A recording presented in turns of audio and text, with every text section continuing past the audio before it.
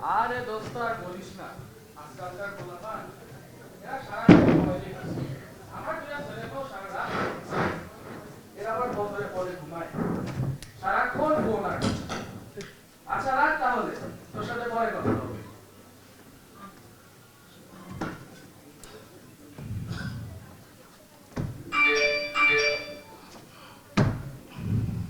রমাদানের আর 2 দিন বাকি। গত বছরের ভুলগুলো পাপগুলো শুধরে নেওয়ার সুযোগ এসেছে। ক্ষমা চাওয়ার এই তো শ্রেষ্ঠ সময়। দেখি বাবার সাথে বিষয়টা শেয়ার করি। বাবা, বাবা একটা কথা ছিল। এক মিনিট। বাবা শোনো না। আর বাবা ধুর! একটু পরে আয় তো, দেখো তো বিজি আছি।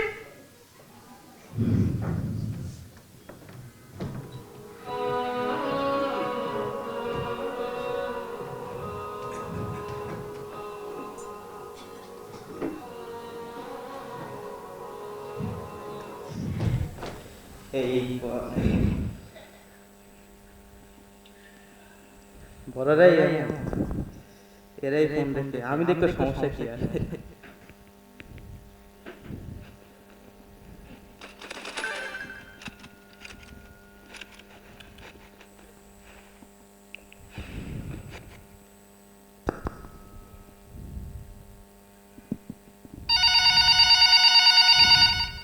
কি রে দোস্ত, আরে অনেক কাজের মধ্যে ছিলাম, তাই তোর ফোন দেখি নাই।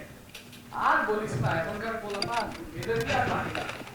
তো বল, কি খবর তোর?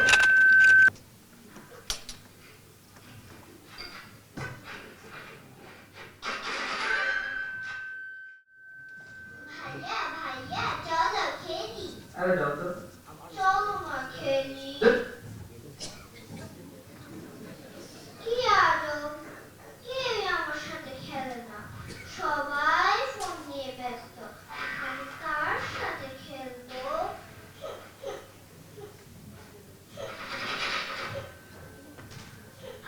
রাফি, খেতে আয়। ফাতেমা, কই রে তোরা? তোর বাবাকে সহ খেতে আয় তো। আসছি মা।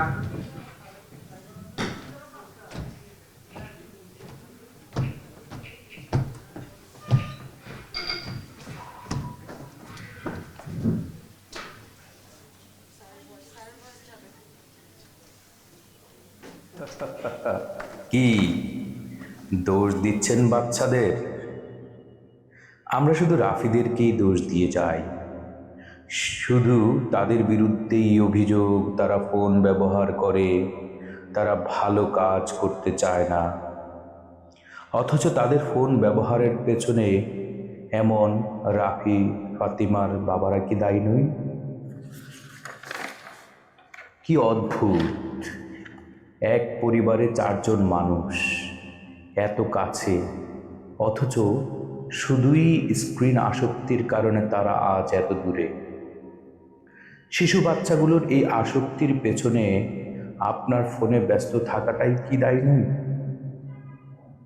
আজকের শিশুদের সবচেয়ে বড় একাকিত্বের কারণ কি তবে এই ফোন নয়? আপনি আজ ব্যস্ত, বড্ড ব্যস্ত। অদ্ভুত অপাংক্তেয় নীল আলোর মোহে আপনি ডুবে গেছেন।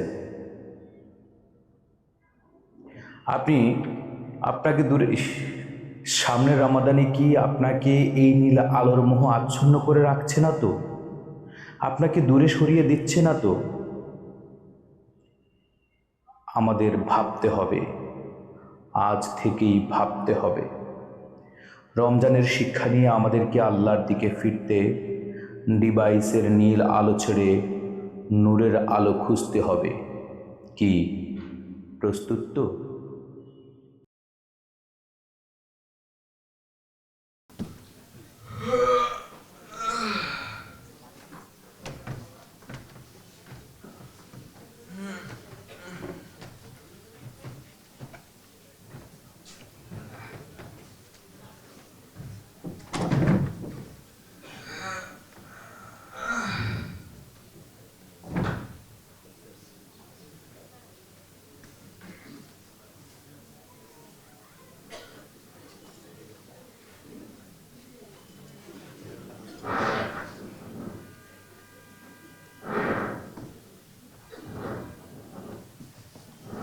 রে ভাই দেরি করছ কে?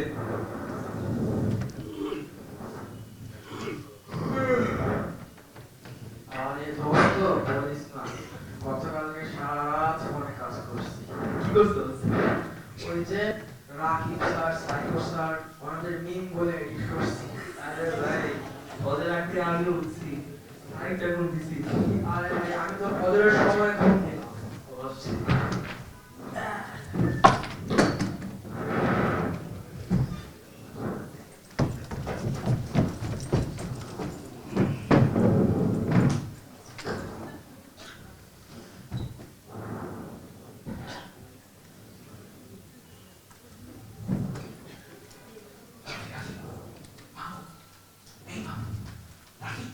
কি দেব?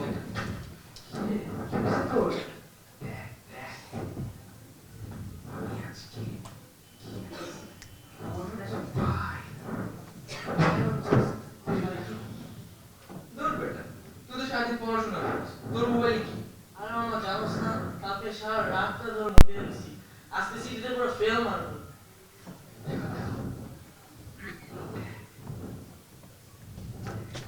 আসসালামু আলাইকুম।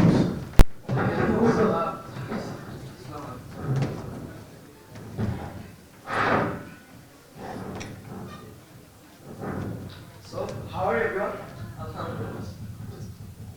So today the topic of our discussion is light. Rafi? Rafi? Get up. कौन से काम? रात को घुमाने? क्या क्या है तुझे? মোবাইল ओ मोबाइल ना? ये मोबाइल वाले तुम से बोले थे। আর একটা কথা বলি बोलो। স্যার আপনারা আমাদেরকে বকে আমরা কই যাব? স্যার কতটা বাবার কাছে গিয়েছিলাম রমজানের কিছু আলোচনা করার জন্য, কিন্তু দেখি বাবা নিজেই ফোনে ব্যস্ত। স্যার স্যার আমার আম্মু সারা দিন ফেসবুক টিপে, আমাকে সময়ই দেয় না। স্যার আমাদের দুই একজন টিচার মোবাইল নিয়ে ব্যস্ত থাকে ক্লাসের সময়। अच्छा बसो बसो